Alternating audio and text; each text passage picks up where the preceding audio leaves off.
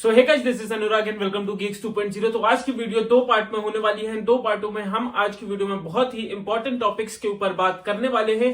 पहला जो होने वाला है कि Q2 के जो टॉप एमएनसीज, कुछ टॉप एमएनसीज के मेरे पास रिजल्ट्स हैं, उस पे क्या लोग मुझसे पूछ रहे थे क्या Q2 का इम्पैक्ट ऑनबोर्डिंग पे या पड़ सकता है, या फिर हमें क्या है बेसिकली जो कंपनी का क्या सिनेरियो अभी चल रहा है। अगर हम किसी में भी है, टीसीएस में है, विप्रो में, इन्फोसिस में, या तो हम ऑनबोर्डिंग के लिए वेट कर रहे हैं या तो हम अंदर काम कर रहे हैं, फिर भी हमें पता चलना ये जरूरी है कि भैया कंपनी हमारी क्या प्रॉफिट मेकिंग कर रही है, कितना रेवेन्यू जनरेट कर रही है, कंपनी की अभी पोजीशन क्या है, वो सब हमें पता होनी चाहिए। तो हम कुछ टॉप एमएनसीज के टीसीएस, विप्रो, इन्फोसिस, एचसीएल, इन चारों कंपनीज के बारे में हम बात करेंगे। और विप्रो की तरफ से एक बैड न्यूज या फिर डिप दिखाई दिया है जो कि प्रॉफिट में, वो भी हम पूरी बात करेंगे। तो फर्स्ट वीडियो का पार्ट ये होगा। एंड सेकंड हम वो बात करेंगे जो फेक न्यूज या फिर फेक मेल बना के आपको सर्कुलेट कर दिए जाते हैं। और बहुत लोग परेशान हो रहे थे कि 21 नवंबर या 22 नवंबर की क्या ऑनबोर्डिंग इलाइट की है, क्या बीच में ऑनबोर्डिंग हो सकती है। वीडियो एंड तक जरूर देखना और अभी तक चैनल पे नए हो तो यार सब्सक्राइब जरूर कर लेना।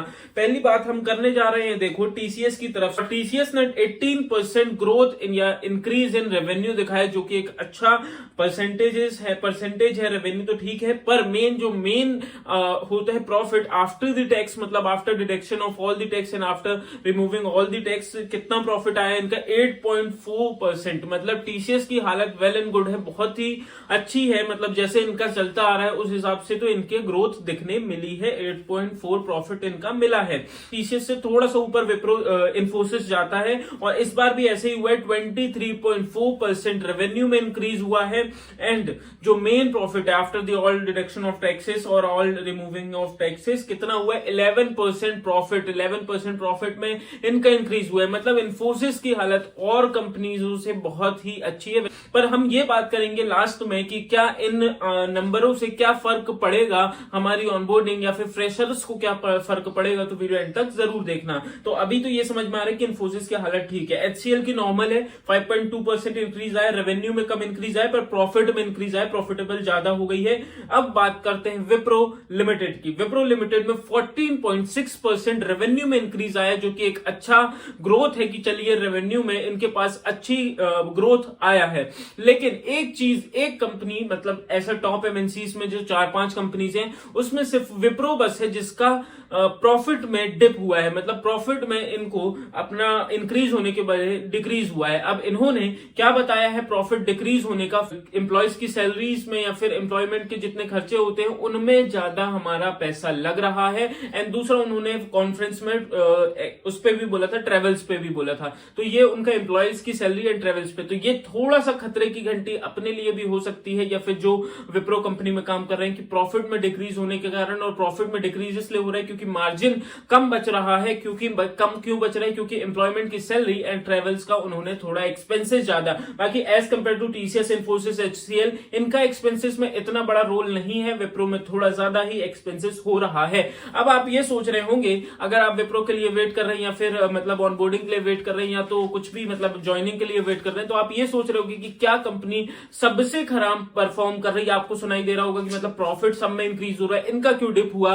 तो क्या कंपनी सच में मतलब एक डूबता हुआ सूरज हो रही है? तो ऐसा नहीं है भाई। मैं आपको कंपनी की तरफ से या फिर कोई भी प्रमोशनल वीडियो नहीं है, फिर भी मैं आपको बता रहा हूं कि जो आप इनका जाके पोर्टफोलियो देखोगे जहां इन्होंने रिजल्ट डिक्लेयर किए, वहां पे इन्होंने बताया कि जो कॉन्ट्रैक्ट्स हैं, जो डील्स है, जो आने वाली डील्स है या कॉन्ट्रैक्ट है, वो साइन इन बहुत ही तगड़े अमाउंट पे, बहुत ही हाई परसेंटेजेस में हुए हैं। मतलब कंपनी आज से कुछ टाइम बाद अच्छा परफॉर्म करने वाली है। मैंने आपको एक वीडियो में भी यहाँ पे लिंक देख सकते हो, मैंने बताया था कि कुछ प्रोजेक्ट्स ऐसे होते हैं जो टेम्परेरी के लिए होल्ड ऑन कर दिए जाते हैं क्लाइंट से, पर यहाँ पे जैसा कि उन्होंने बताया कि deals and contract sign in बहुत सारी हाई अमाउंट पे, हाई परसेंटेजेस पे है। तो इससे टेंशन मत लो कि ये डूबता हुआ सूरज है। ऑनबोर्डिंग या फ्रेशर में ज्वाइनिंग क्यों डिले कर रहे हैं? देखो ये जो जितने भी वो है ना नंबर्स हैं, वो आपकी ऑनबोर्डिंग में इफेक्ट तो करेगा, पर इतनी इंस्टेंट इफेक्ट नहीं करेगा कि मतलब आज Q2 रिजल्ट आया तो आज आपकी ज्वाइनिंग डिले हो रही है। ये 4-5 महीने की कहानी होती है। मतलब जो इन्होंने 3 महीने पहले की, मतलब जो 6 महीने महीने पहले इनकी कॉन्ट्रैक्ट डीलिंग हुई होगी,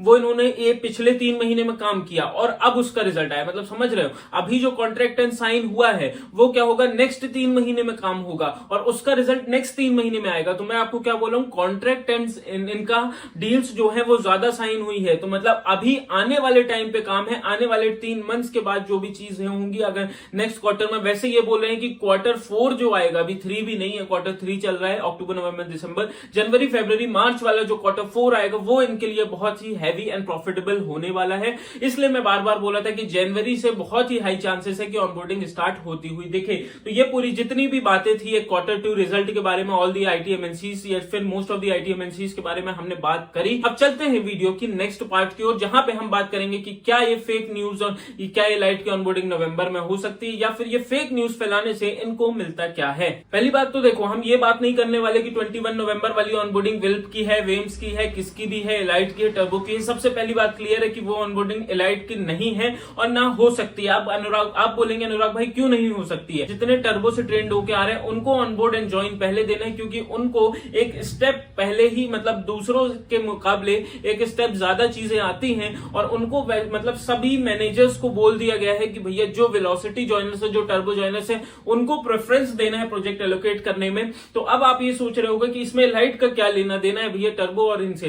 देखो, समझने वाली बात यह है कि 21 बैच के भी बहुत सारे लाइट के बंदे बैठे हुए हैं और बहुत सारे लोग ऐसे भी हैं जो अभी भी टर्बो के बैठे हुए। तो भैया जब पहले टर्बो का एलोकेशन हो जाएगा, टर्बो की ऑनबोर्डिंग हो जाएगी, फिर लाइट की होगी। पर आप सोच रहे होंगे टर्बो में इतने सारे लोग हैं तो फिर भाई हमारा तो बहुत टाइम लगेगा।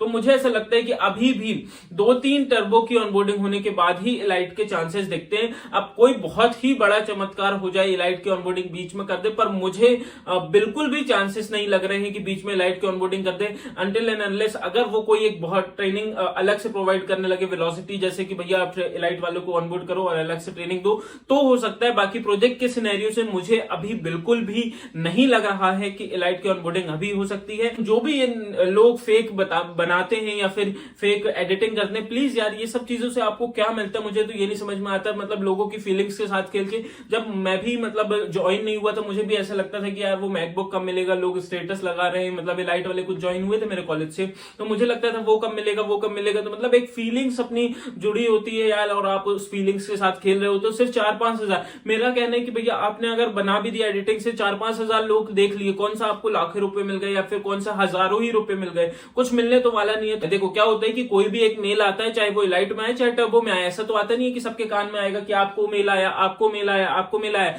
आता है बैचेस में मेल आता है, तो बैचेस में आएगा तो भैया देखो जिसको मेल आता है वो खुद ही मेरे में कमेंट करेगा, मेरे को मैसेज करता है या आपको कमेंट करेगा, आपको मैसेज करेगा कि अनुराग भाई मुझे आया, अब क्या करना है क्या करना है। वो दूसरे से पूछेगा अबे तेरे को भी आया क्या, तेरे को भी आया क्या। मतलब जिसको आता है वो 4 जगह पूछता है। ऐसा नहीं है कि मेरे को आ गया तो मैं सो जाऊं चुपचाप, ऐसा कुछ नहीं होता है। तो ये समझने की कोशिश करो कि अगर ऑफिशियली लाइट के लिए मेल आता है या फिर ऑफिशियली ऑनबोर्डिंग होनी है तो हर जगह वो चीज फैल जाएगी। कंटेंट क्रिएटर से बोल रहा हूं कि ऐसा सब चीजें ना करें और जो हो विद इन प्रूफ दिखाए। आज की वीडियो बस यहीं खत्म करते हैं। लाइक एंड सब्सक्राइब जरूर कर देना, अभी तक सब्सक्राइब नहीं किया है। तो मिलते हैं नेक्स्ट वीडियो में।